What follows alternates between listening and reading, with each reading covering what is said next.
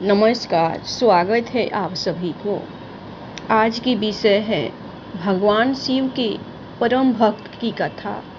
एक गांव में एक गरीब ब्राह्मण रहता था जो भगवान शिव का परम भक्त था।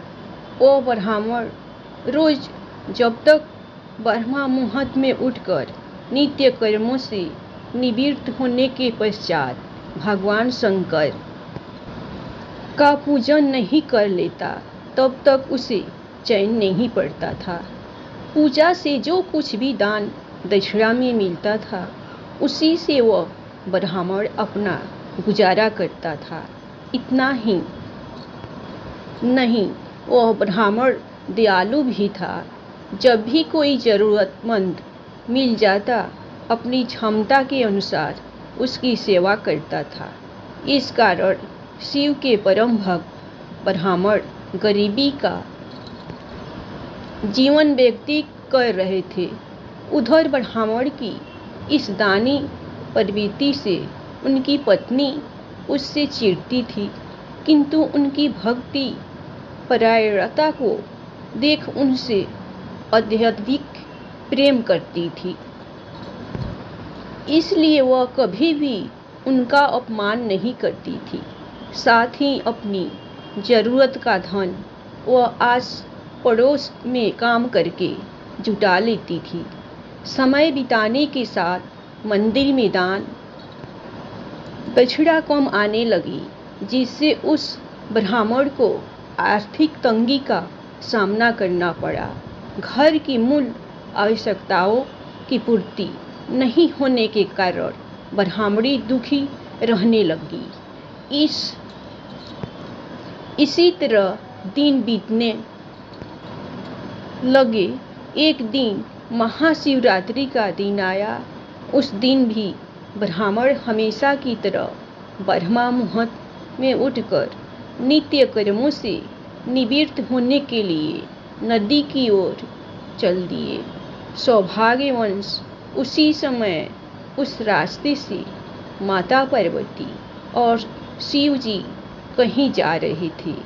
तभी अचानक से माता पार्वती की नज़र ब्राह्मण पर पड़ी।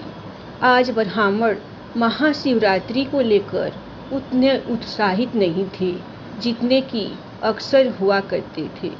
उसकी उदासी देखकर माता पार्वती सब कुछ समझ गई और शिव जी से बोली, स्वामी, यह ब्राह्मण प्रतिदिन आपकी उपासना करता है, फिर भी आपको इसकी चिंता नहीं है। माता पार्वती की बात सुनकर शिव जी मुस्कुराए और बोले, देवी, अपने भक्तों की चिंता मैं नहीं करूँगा तो कौन करेगा।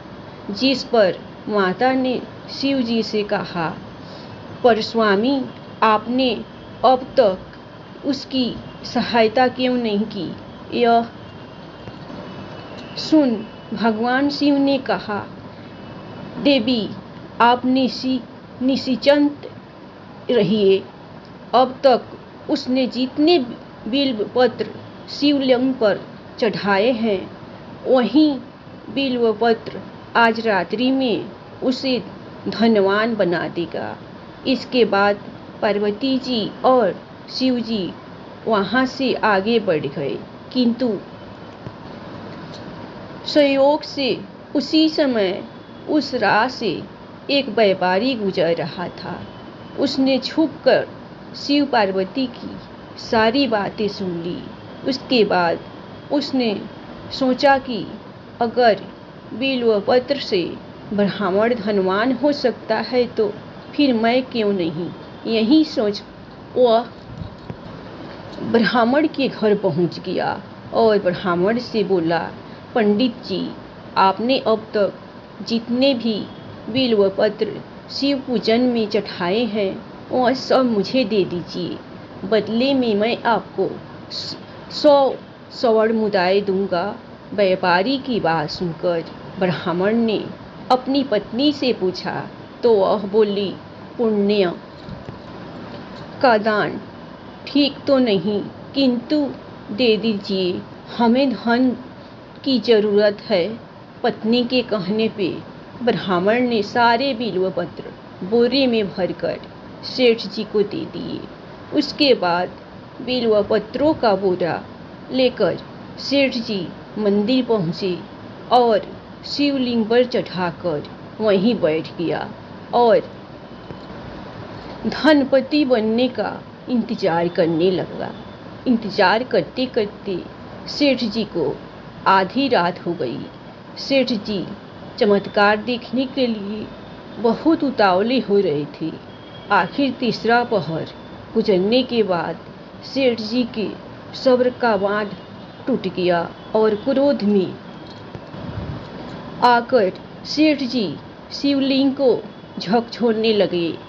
तब एक चमत्कार हुआ, सेठ जी के हाथ शिवलिंग से ही चिपक गए। उन्होंने बहुत प्रयास किया किंतु हाथ हिले तक नहीं। थक हार कर सेठ जी शिव जी से क्षमा याचना करने लगे।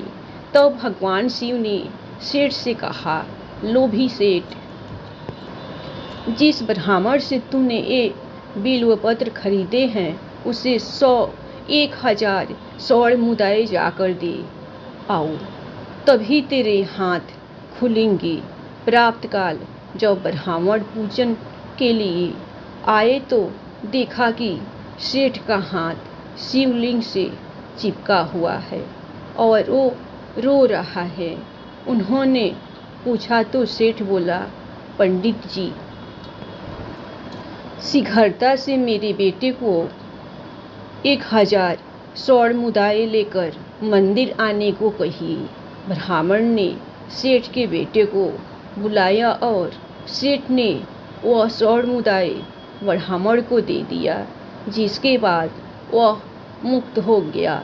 और पार्वती जी शिव जी से पूछती है, हे नाथ, आपने अब तक अपने भक्त को कोई धन नहीं दिया।